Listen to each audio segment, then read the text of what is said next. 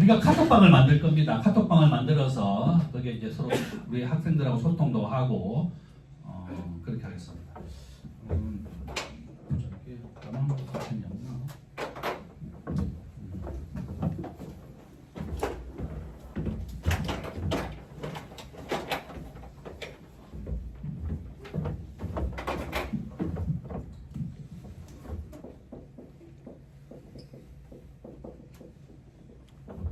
내 핸드폰 번호는 알지만 혹시 적어 놓으세요. 혹시나 급하거나 못 온다 이러면 이제 이렇게 아파서 못 온다 이러면 이제 병원용 주장 보내주면 됩니다. 그죠?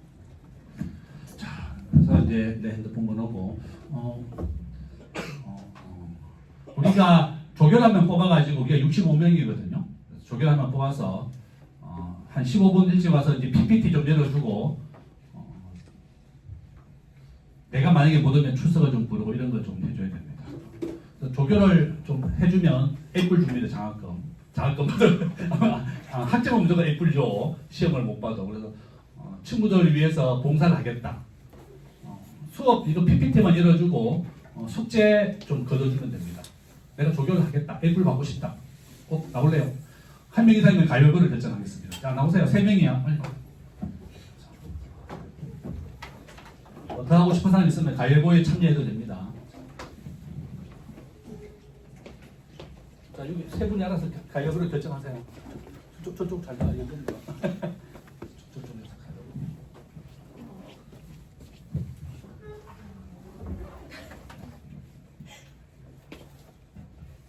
와, 남학생이 됐어. 야, 여기 이름 한번 적어줄래?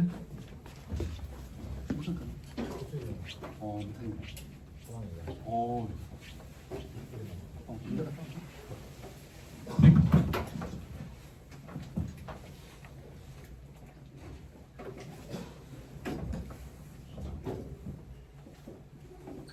우리 핸드폰 보는 거.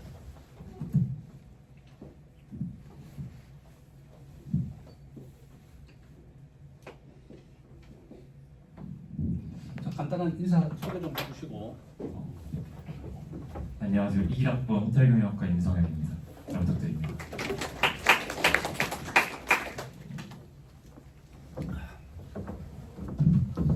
자, 고맙습니다. 여러분들 이게 임성현 호텔경영학과 학생에게 여러분 핸드폰 번호를 보내세요. 우리 조교는 2026년 1학기 정치, 경제학, 원론 카톡방을 지금 만들어 주세요. 거기에다가 이제 우리 65명이 다 들어오면 되겠습니다. 그죠? 나도 초대하고 오픈 채팅방을 만들지 말고 그냥 카카오톡 같은 만들면 되겠습니다. 자, 그럼 이제 수업하는 1시간 동안 이렇게 여러분 핸드폰 번호를 보내서 그렇게 하면 되겠습니다.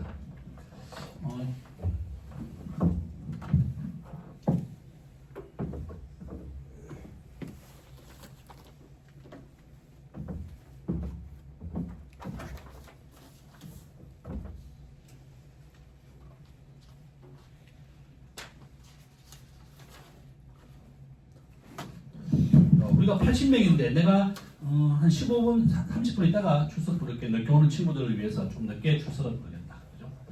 자, 정치학의 10가지 원리 있습니다. 내가 여러분들 어떻게 하면 이 경제학 공부를 잘할까 싶어서 K부크라는 데 들어가면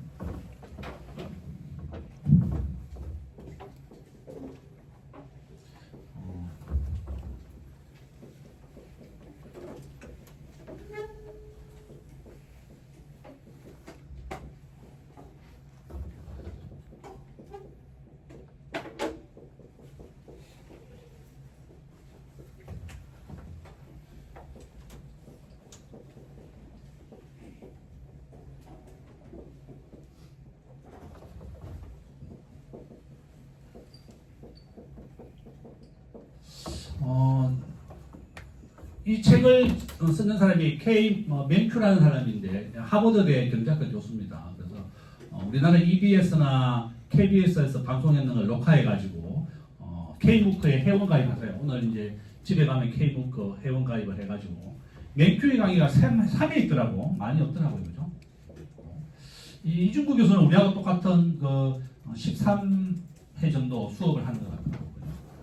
이중구 교수는 서울대학교 미시경제학과 교수인데 이중구 교수도 영상을 K북에 올리겠다 이렇게 예고가 되어 있는데 일단 맨큐 강의도 있고 이중구 교수 두 개 다 강의도 한번 이게 2배속으로 하면 빨리 들을 수가 있습니다. 여러분 듣고 싶은 것만 좀 정상으로 듣고 빨리 진행하고 싶은 것은 확인증을 위해서 빨리 들으라고. 이 두 개를 동영상 강의를 함께 시청해야 되겠다.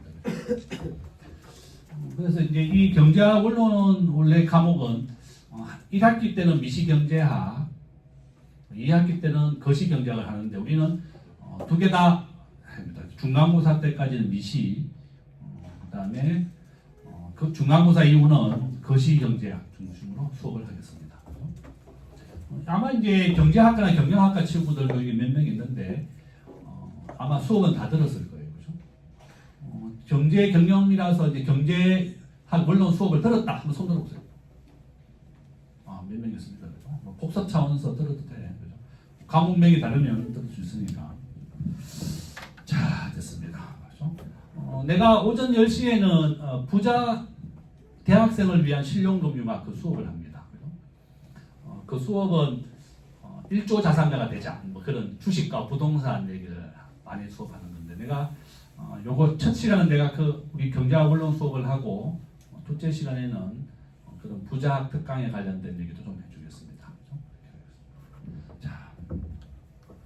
자, 경제학의 10가지 원리다.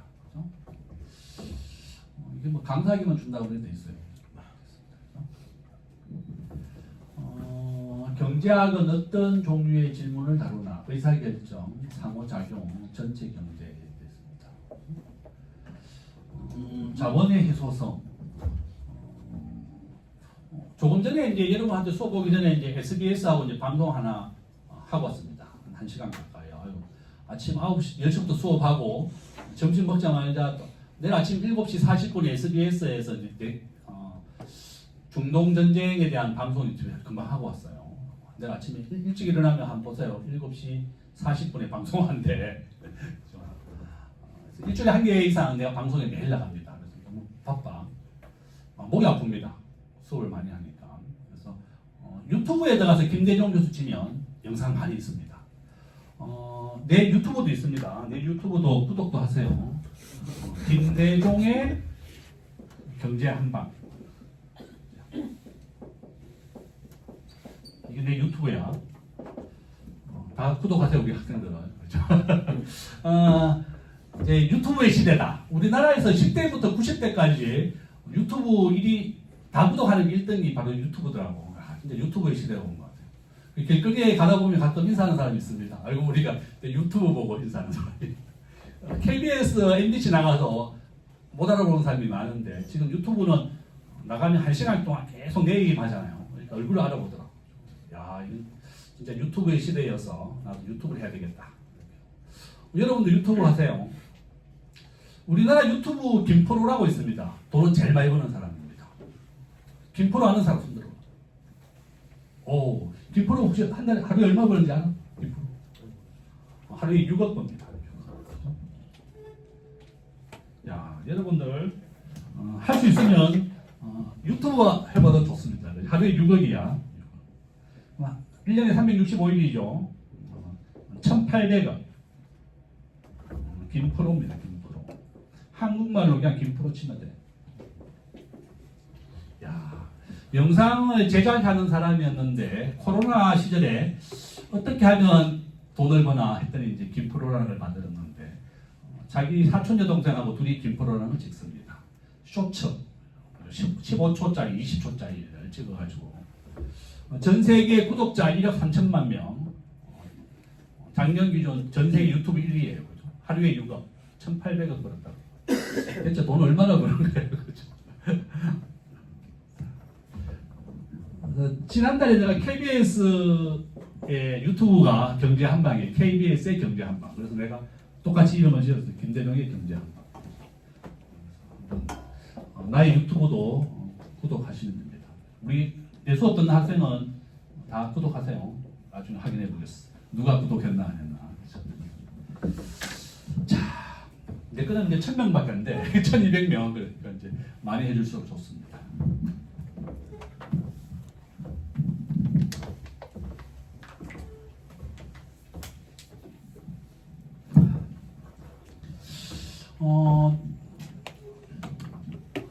자원의 희소성인데 대한민국은 이란 중동 전쟁 때문에 왜 그런가 하면 우리 대한민국은 에너지를 100% 수입합니다. 적어 놓으세요.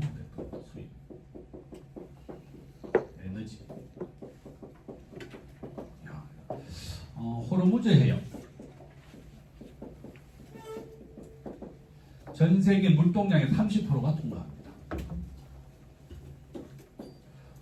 호르무즈 해협을 통해서 중동에서 석유가 70%, 미국에서 30%가 우리나라는 에너지가 들어옵니다. 작년 말 기준으로 우리 대한민국 에너지 수입 1위 국가가 미국이에요. 2등은 사우디. 미국이 지금 가장 많은 우리가 에너지 석유를 미국에서 가장 많이 가져옵니다. 작년 말 기준으로 2위가 사우디. 그러니까 우리나라 전체 석유의 70%를 중동에서 가져오는데 호르무즈 해협이 전쟁으로 막혀버렸습니다. 그래서 이제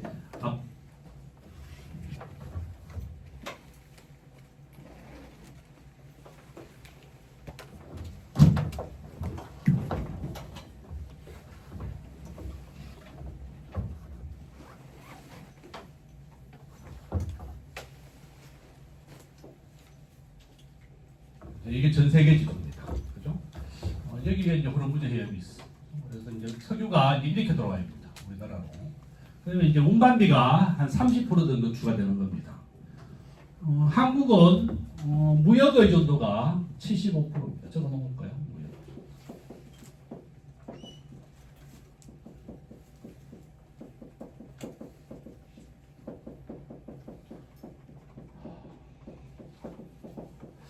전 세계 2위입니다. 한국은 수출과 수입으로 먹고 사는 나라인데 호르무즈 해협이 30%를 차지하는데 전쟁이 나서 들어오게 되니까 운반비가 크게 올라갑니다.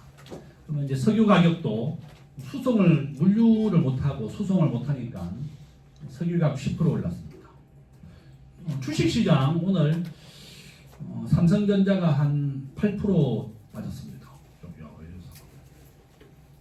어제 미디어는 3% 올랐는데 오히려 삼성전자는 빠지고 있습니다. 한국이 가장 크게 영향을 받는다 그 얘기입니다. 우리나라는 전체 수출의 99%가 배로 수출됩니다. 비행기로 수출되는 건 반도체 비싼 것만 수출됩니다. 비행기로. 그래서 우리가 가장 크게 영향을 받습니다. 세종대학교에 이란 출신 교수가 몇 명 있습니다. 그래서 내가 SBS 이란 출신 교수 소개해줬더니 인터뷰 따기로 했습니다. 만나는 거 보고 왔습니다. 그러니까 막 이 중동 전쟁이 나니까 우리 학교까지 막 전 세계가 영향을 크게 받고 있습니다. 좀 이란 국민들은 절반은 아주 좋아하고 절반은 40일간 애도한다고 되어 있더라고요. 애도하는 사람은 광주에서 우리나라 많이 죽은 것 같이 수천 명이 죽었습니다. 이란 사람들. 그래서 민주 바람이 불겠구나. 그죠? 그래야 되는 것 같고. 슬퍼하는 사람은 이란이 이제 미국에서 월드컵 원래 하기로 미국 본토에서 하기로 했대. 3번 다 시애틀하고 LA에서 불참하겠다 이렇게 했죠. 자기 일단은 뭐 나쁜 사람이었지만 자기 왕을 죽였으니까 일단 뭐 참가 안 하겠다 이렇게 됐어. 그 결론은 이 경제학의 문제는 시소성이다. 자원이 없습니다. 경제학은 시소한 자원을 어떻게 관리하나 이제 그거다. 잘 배워주면 좋습니다. 나는 이제 경제학과 올 때 나는 이제 막 책 읽는 걸 좋아해서 국문과 가고 싶었습니다. 그죠? 이육사 뭐 이런 사람들이 연세대 국문과 나와서 야, 연세대 국문과 가서 시와 책을 쓰는 소설가 되고 싶다. 내가 작년에 책을 한 5권 썼고 지금까지 한 11권 정도 책을 썼어요. 책 쓰는 게 좋아서 시와 소설을 쓰겠다 이렇게 했더니 위에 형님이 야 국문과 나오면 굶어 죽는다. 우리같이 가난한 집에서는 경영 경제를 해야 된다 이렇게 해서 경제학과로 왔습니다. 나도 원래 이과 출신인데 재수할 때 문과로 바꿔왔습니다. 근데 막상 경제학과 오니까 또 나하고 잘 맞는 것 같아요. 그죠? 사람의 인생은 알 수가 없습니다. 그래서 희소한 자원 이런 거다. 사람이 얼마나 일하고 저축을 얼마나 하나 뭐 이런 겁니다. 그죠? 이런 걸 조사한 것이다. 빈민소득. 그죠? 의사결정을 내리는 방법. 상충적인 상황. 상충적인 것은 둘 중에 하나를 선택할 수밖에 없는 것이 상충적이라고 부릅니다. 남자친구가 2명 있습니다. 둘 중에 한 명하고 결혼해야 돼. 그죠? 둘 중에 한 명은 아웃이. 여러분들도 마찬가지죠. 그죠? 결혼은 누구랑 결혼해야지 나하고 제일 잘 맞나. 나도 여러분하고 똑같은 고민을 했습니다. 대학교 때 내가 나중에 얘기해 주면 남학생, 여학생 서로 한 10명씩 사귀어봐라. 네, 그렇게 얘기합니다. 한 타스가 12개죠. 한 문어발이 12개 정도 됩니다. 12개 이상 사귀어봐라. 많이 사귀어봐야지 좋은 남자, 좋은 여자를 알 수가 있다. 이렇게 얘기합니다. 공부 잘하고 이런 사람들은 보면 오히려 이제 결혼 잘하는 사람은 노는 여자들이 더 결혼을 잘하더라. 뭐 이런 얘기 하죠. 남자를 많이 사귀어봤었지. 누가 좋은 남자인지 잘 골라간다. 그 얘기하는 거예요. 그렇죠? 그래서 하여간 세종대학교 안에 동아리도 많이 가입하시고 가급적이면 3, 4학년도 이제 많은데 종교 동아리 가입하면 학년 불문하고 받아줍니다. 그래서 동아리를 내가 한 개 이상 가입했다 손 들어보세요. 동아리 가입 안 했다? 동아리 안 하면 우리가 대학교 취업할 때 원서 쓸 때 동아리 쓰는 칸이 3칸 있습니다. 그러니까 입학 취업 원서에는 빈칸을 절대 두면 안 됩니다. 그래서 동아리를 꼭 가입해라. 3개 이상. 자, 이게 상충적인 관계가 그겁니다. 비용은 포기해야 된다. 기회비용입니다. 합리적인 사람은 한계적으로 생각한다. 유인에 반응한다. 이게 3번 말은 좀 어렵죠. 한계적. 조금 무슨 말인가 하면 내가 제일 많이 이제 비유하는 게 크로스피 도나스입니다. 크로스피. 왕십리에 가면 크로스피 도나스가 있고 내가 수서역에 기차 타고 이제 지방 출장을 가끔 가면 크로스피 도나스가 있습니다. 야, 크로스피 도나스 처음에 만났을 때 한 10년 정도 된 것 같아요. 세상에 이렇게 맛있는 도나스가 있나? 그래서 내가 앉은 자리에서 한 5개 먹었습니다. 야, 정말 맛있더라고. 그죠? 이게 너무 달아가지고 이제 더 이상 못 먹겠어. 그게 마지막 먹는 한 단위, 그게 한계적이라는 뜻입니다. 한계. 마지날이라는 뜻입니다. 한계. 합리적인 사람은 마지막 한 단위 한계. 공깃밥 한 그릇 추가. 하는 그런 뜻입니다. 그러니까 크리스토나스를 한 개씩 더 먹는 것. 그걸 한계다. 마지막 한 단위. 그게 한계적이라는 뜻입니다.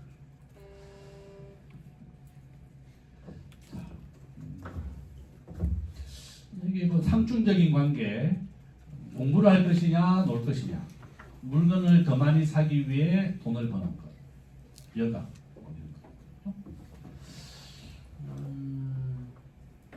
우리나라의 이제 환경보호론자들은 새만금 하는 걸 반대했습니다. 갯벌이 다 죽는다, 뭐 이렇게 해서. 근데 새만금에 내가 다음 주에 강의하러 갑니다. 새만금이 여의도의 60배 크기쯤 된다고 해요. 그렇게 넓은지 몰랐습니다. 그래서 전 세계에서 가장 크게 간척을 한 게 새만금인데 어제 발표했죠. 정의선 현대자동차 정의선 회장이 9조를 투자하기로 했습니다. 군산 새만금에 거기에 로봇 뭐 이런 거 투자하기로 했습니다. 그러니까 이제 환경을 중요시할 것이냐 경제를 살릴 것이냐 그 얘기입니다. 쟁점이다.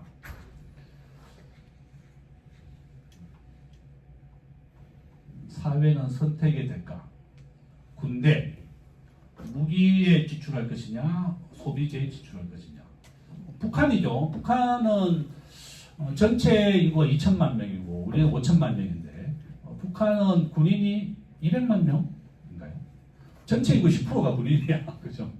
그러니까 모든 산업에 우선해서 북한은 이제 군사력을 강조하고 있습니다.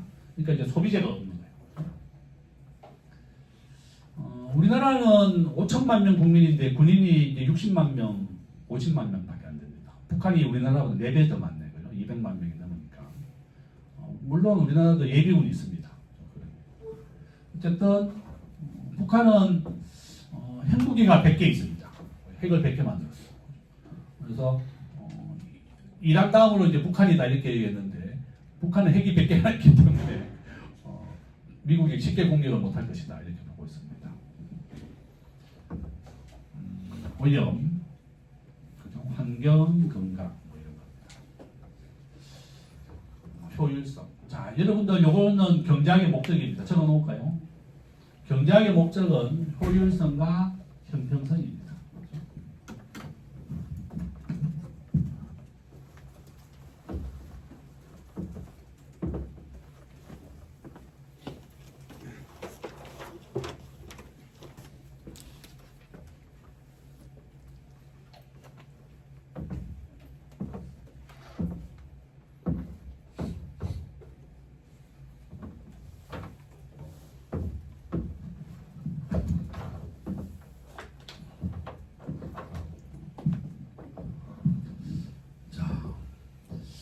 최대의 혜택을 얻는 것, 제한된 자원으로 최대의 혜택을 얻는 효율성이다. 효율적으로 자원을 배분하자. 형평성은 고르게 배분하자. 누구에게 많이 주면 안 된다. 이제 그거 좀 골고루 주자. 그게 형평성입니다.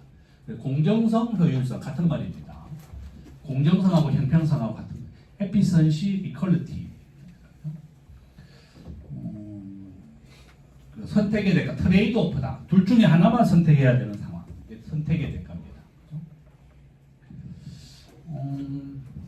작년 12월 달에 이제 국회에서 나한테 이제 예산에 대한 의견을 달라 해서 내가 국회에서 연설을 하고 왔습니다. 그래서 여당에서 안 부르고 야당이 불렀어요. 그래서 뭐 나는 여당, 야당 둘 다 상관없이 불러주면 다 간다 이렇게 모토입니다. 학자니까 여당이든 야당이든 뭐 상관없습니다. 그래서 이제 내가 과거에 국회에서 10년간 정책 보좌관 일을 하고 왔습니다. 그래서 이제 국회 친구들이 좀 많아. 그래서 여당, 야당, 뭐 여당 됐다, 야당 됐다 왔다 갔다 하죠. 그래서 민주당이나 국민의힘이나 양쪽 다 선후배들이 많이 있습니다. 그래서 어쨌든 국회가 올해 우리나라 예산은 728조입니다. 적어 놓을래요.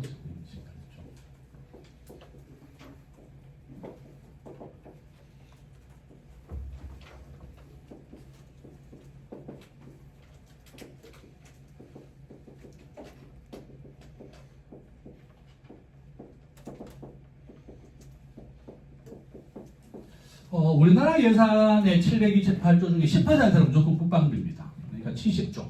그죠? 우리나라는 국방비 원래 70조입니다. 33%가 복지비입니다. 그러니까 한 200조.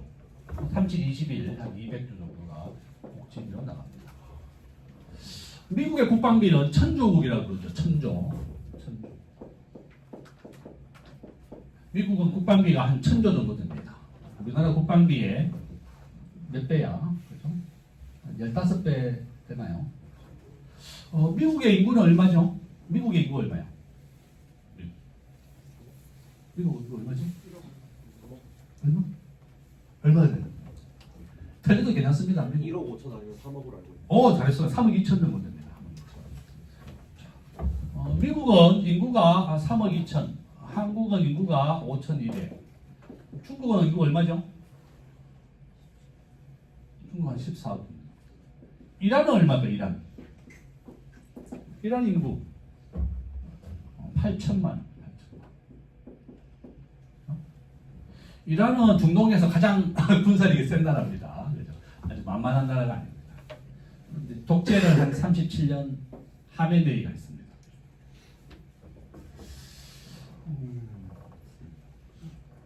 미국은 우리나라보다 인구가 6배 정도밖에 안 많아요. 그죠? 근데 이렇게 국방비는 우리나라보다 몇 배 많죠? 한 15배 많죠? 엄청나게 국방비 지출하고 있습니다. 이란 전쟁한다고 미국이 가지고 있는 해군 항공모함 절반이 다 중동에 가 있다고 그러더라고요. 지금 계속 하고 있습니다. 자, 효율성, 형평성. 그래서 우리나라는 내년 국방비가 10%, 복지비가 33% 지출되고 있다. 두 개만 외워두면 되겠습니다. 그러면 이제 어디에다 돈을 더 많이 지출할 것이냐 이제 그 얘기입니다.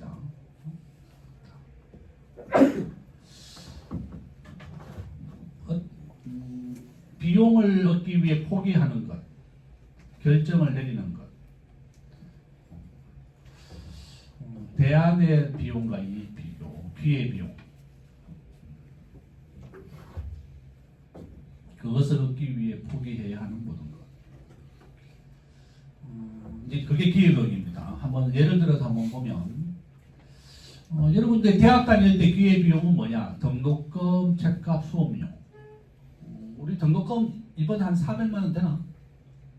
300, 400쯤 되죠. 문과생은 한 350, 400 얼마 등록금 얼마지? 등록금 얼마야? 혹시 등록금 오늘 얼마였지 이번에? 340? 문과? 문과가 이제 340 정도 냈습니다. 우리 대학생들이 대학을 졸업하고 가장 많이 받고 싶어하는 연봉이 한 3,500 정도 되더라고요. 신입사원이 받고 싶어하는 돈은 한 3,500만 원 정도. 그러면 한 달에 한 200에서 한 300, 200 정도 된다. 이렇게 보면 되나요? 250. 그러면 이제 우리가 매달 200만 원 최저임금 이상 받을 수 있는데 250에서 한 250이다. 이제 한 달에 200만 원 이상 벌 수 있는데 최저임금 받아도 우리가 한 학기 6개월에 등록금을 300, 400을 내고 왔습니다. 그게 기회비용입니다. 숙식비도 포함되어 있습니다. 그죠?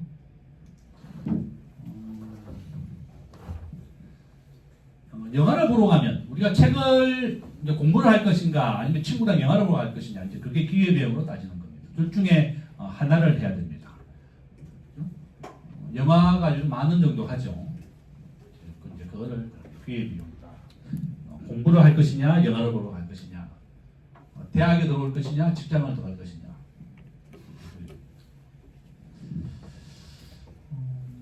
합리적인 사람은 한계적으로 생각한다. 참 어려운 마지날.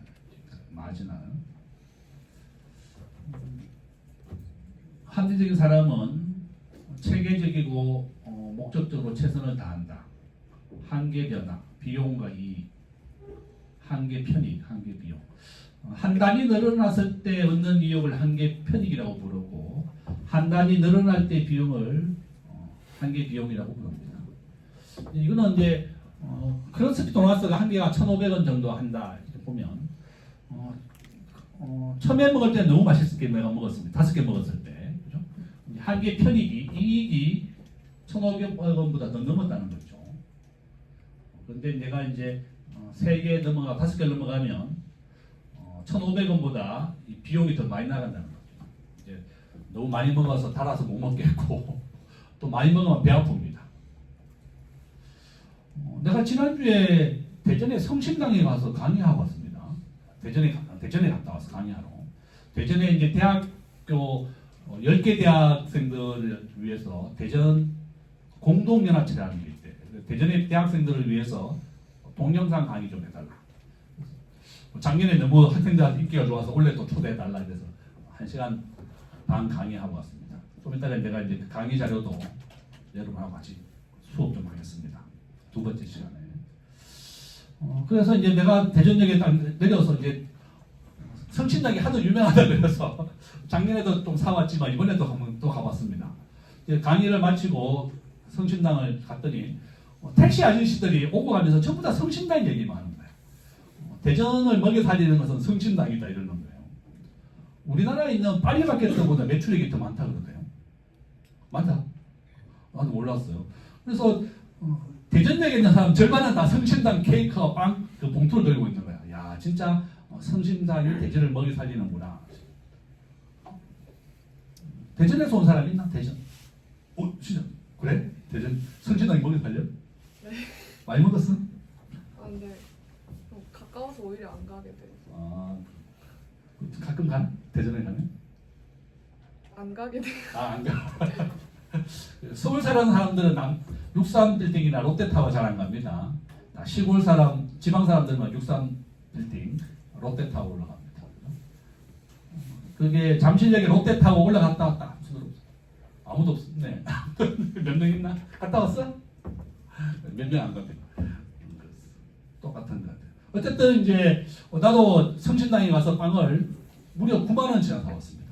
아 이거 너무 많이 사가지고 배가 아파서 혼났습니다, 그죠? 아 그래서 이제 대전역에서 기다리면서 물어보니까 대학교 2학년 학생이 2박 3일 빵 먹으러 왔대. 그래서 성신당이 4개 있는데 빵 가게 다 둘러보고 나한테 빵 가게마다 같은 성신당이지만 맛이 다 다르고 그 종류도 다르다 이러면서 다 샀다면서. 그래서 야 빵집 술래 뭐 그렇게 얘기하더라고요. 총장님이 그 얘기 했더니 야 그 성신당에 우리 명예 박사 한번 주자 이렇게 해서 내가 한번 섭외를 해보게 됐습니다. 자 이거는 이제 합니다. 그래서 결론은 내가 그날 빵을 너무 많이 먹어가지고 배가 아파서 혼났어요. 이게 한 개 비용입니다. 빵을 한 개 먹으면 한 1,500원, 2,000원 하는데 이게 이익보다 비용이 배가 아파서 혼납니다.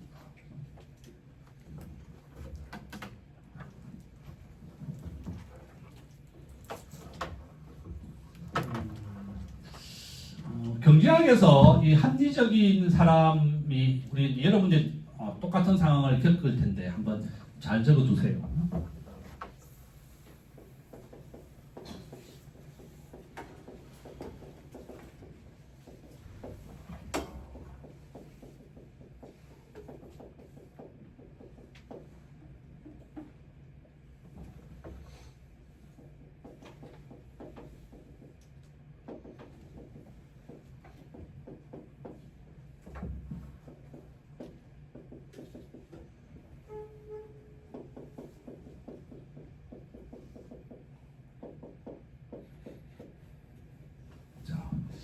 Rational Expectation Theory라고 부르고 영어로는 일부러 한문으로 써줬습니다. 합리적 기대 가설 이론이다.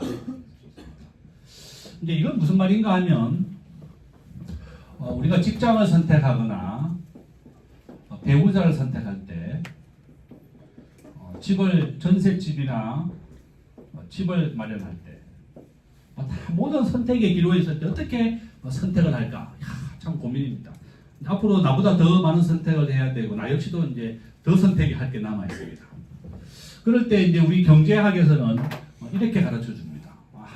Rational Expectation Theory다. 여러분들이 모을 수 있는 한 최대한의 정보를 모아라. 정보 수집. 남자친구, 여자친구 서로 이제 결혼할 남자나 여자. 그러면 내가 이 남자친구에 대한 정보를 어떻게 수집할까? 대화를 많이 해보면 좋겠습니다. 얘기도 대화. 또 여행도 많이 같이 가야 돼. 또 배우자를 아는 방법이 어떤 게 있죠? 남자친구, 여자친구. 밥 많이 먹고 밥도 많이 먹어야 돼. 이런 겁니다.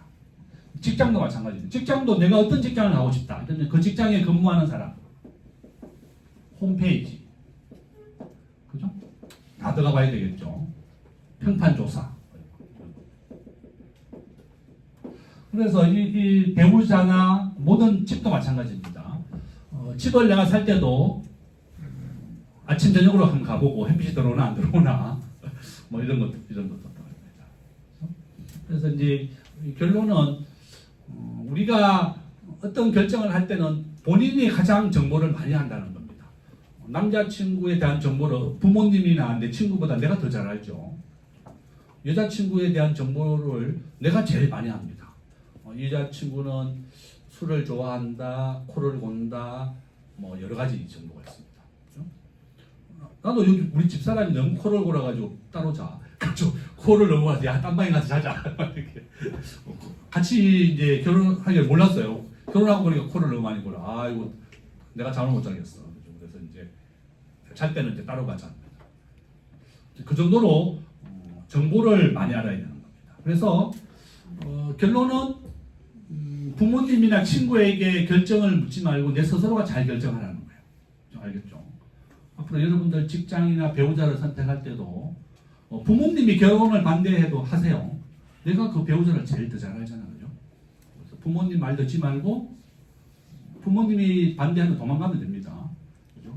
지방으로 가든지 해외로 가든지 정말 사랑하고 좋아하면.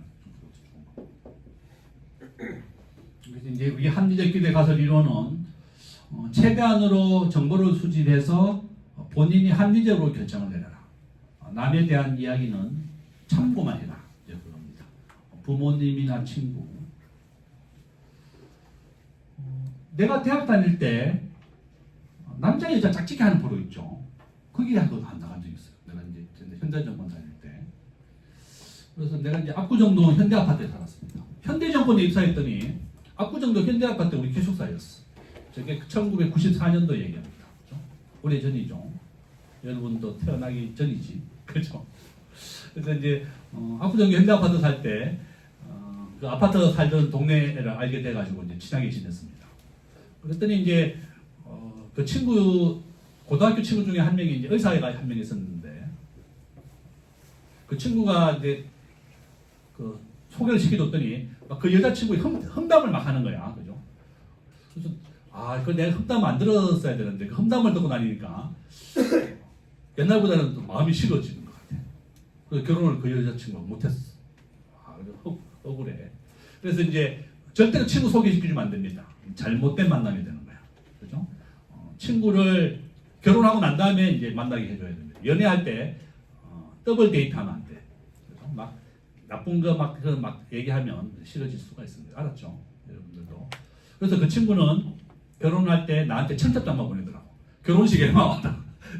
결혼하기 전에 만나면 내가 또 험담할까봐 서로. 그래서 야, 참 나도 깨지게 만들었어야 되는데 그 생각이 들었습니다.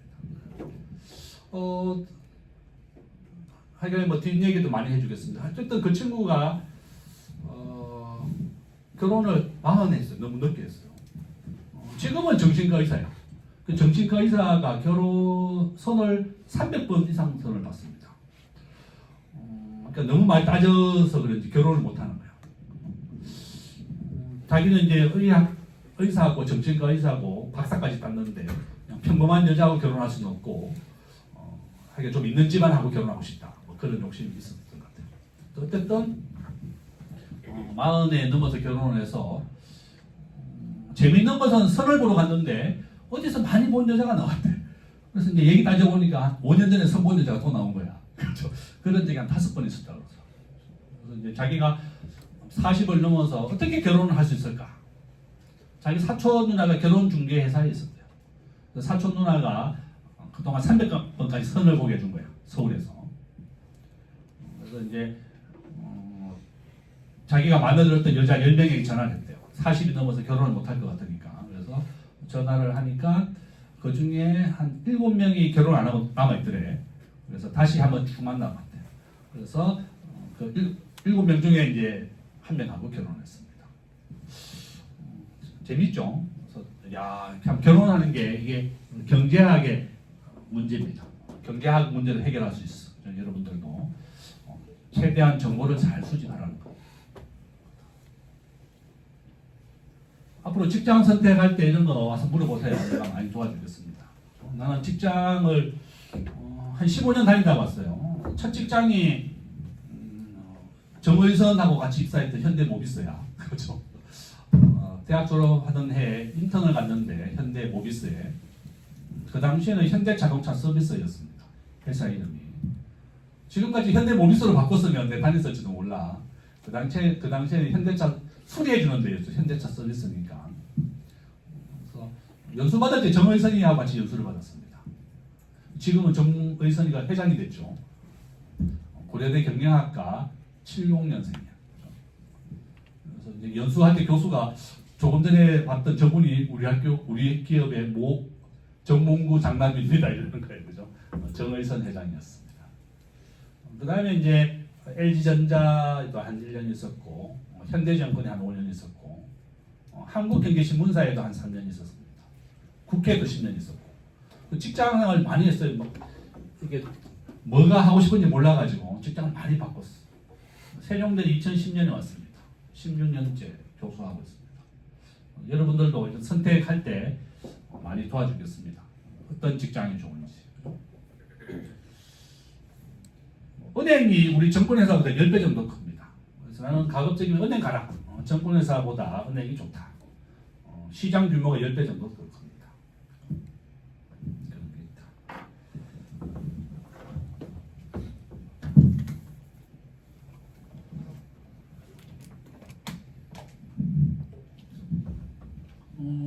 우리 세종대 사람들 중에 지금 잘 된 사람이 수협은행의 부회장이 있습니다.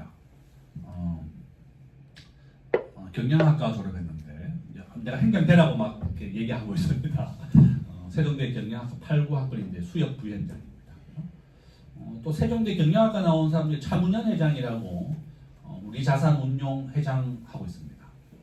그래서 세종대 출신들 내가 많이 소개해 주겠습니다. 한 10만 명 이상 있습니다. 또 세종대 출신의 기자들이 한 100명 정도 활동하고 있습니다. YTN의 오동근 기자라고 세종대 김대중 교수 치면 YTN 앵커 출신인데 다 세종대 교수들 코멘트해줍니다. 인터뷰 할 때 여기 세종대 출신입니다.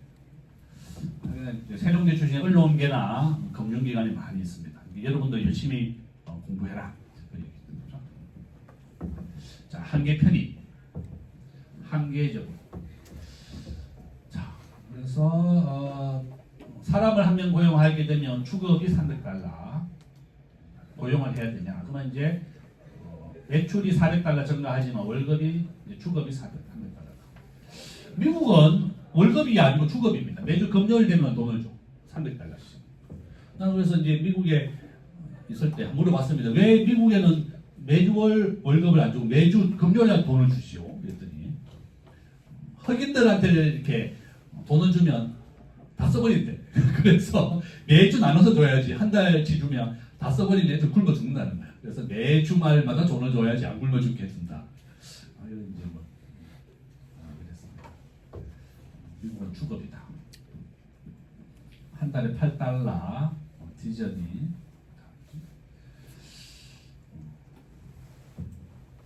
몇 편의 영화를 봐야 되냐? 우리가 넷플릭스 한 달에 10,000원입니다. 많이 봐야지 이제 본전을 뽑는다. 뭐 이런 거. 자, 매출이 400달러 올라가니까 이득이다. 한계적이라고 하는 것은 한 단이다. 마지막 한 단이다. 마지막 한 사람을 더 고용한다. 그렇게 의미하는데 추가 캐셔를 고용하는 것이 비용보다 이익이 많으니까 고용한다.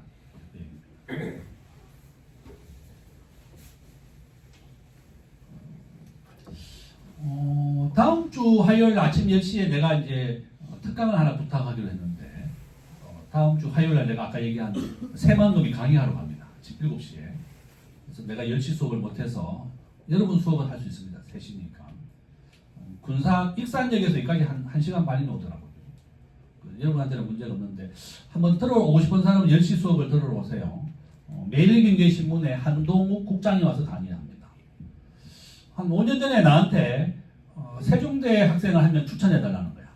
왜? 이랬더니 매일경제신문사, 이제 나도 신문사에 있었지만 언론사는 두 가지를 겁니다. 한 개는 기자직이고 한 개는 업무직입니다.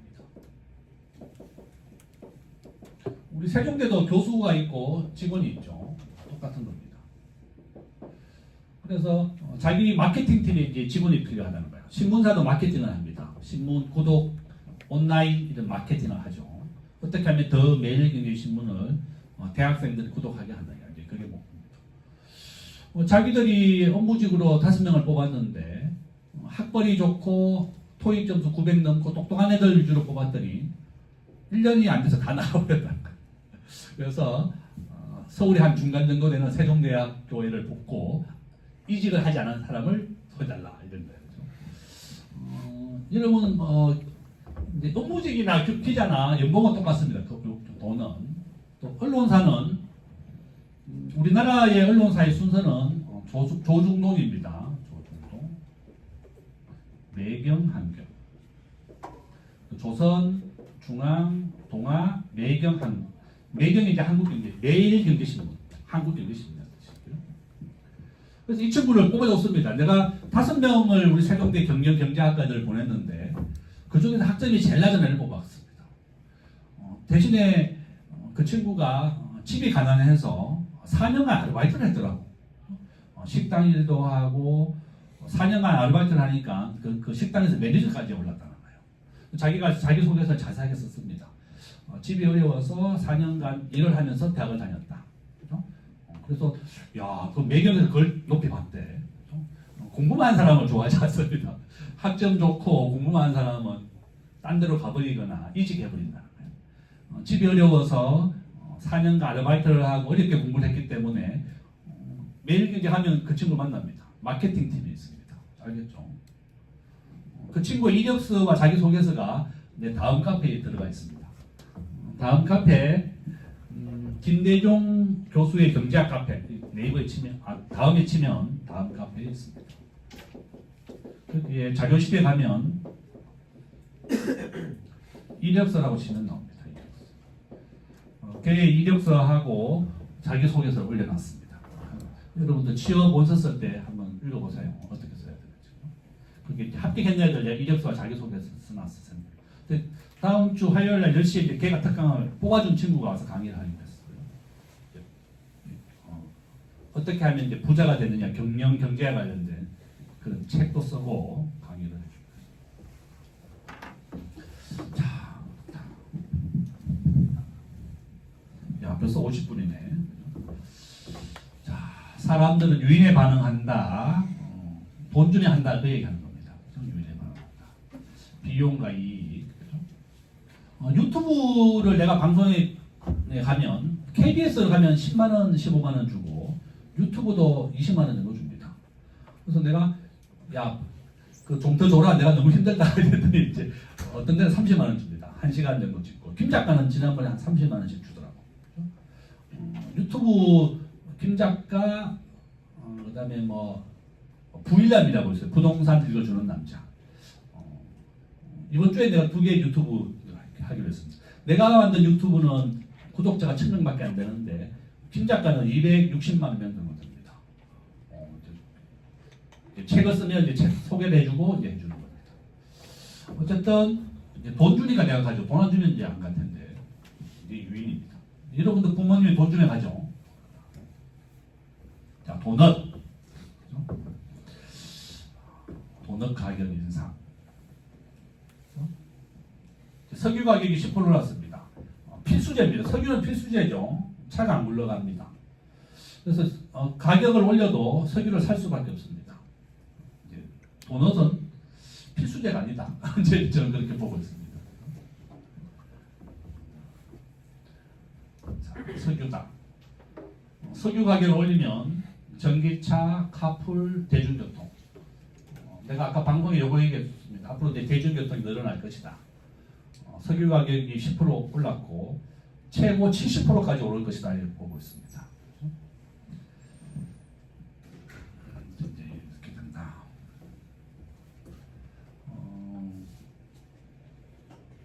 검은색 블루부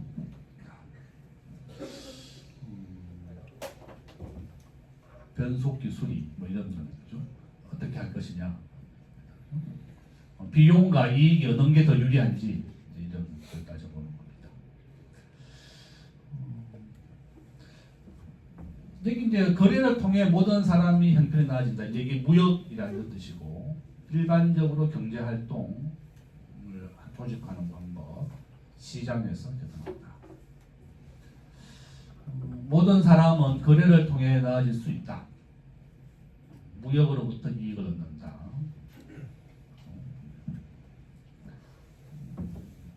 잔디를 5달러 주면 갚겠다. 다음 주 올 때 1장, 2장, 3장까지 읽고 오면 되겠습니다. 자, 5분 쉬었다가 정확하게 4시에 출석 부르고 또 수업을 이어가겠습니다.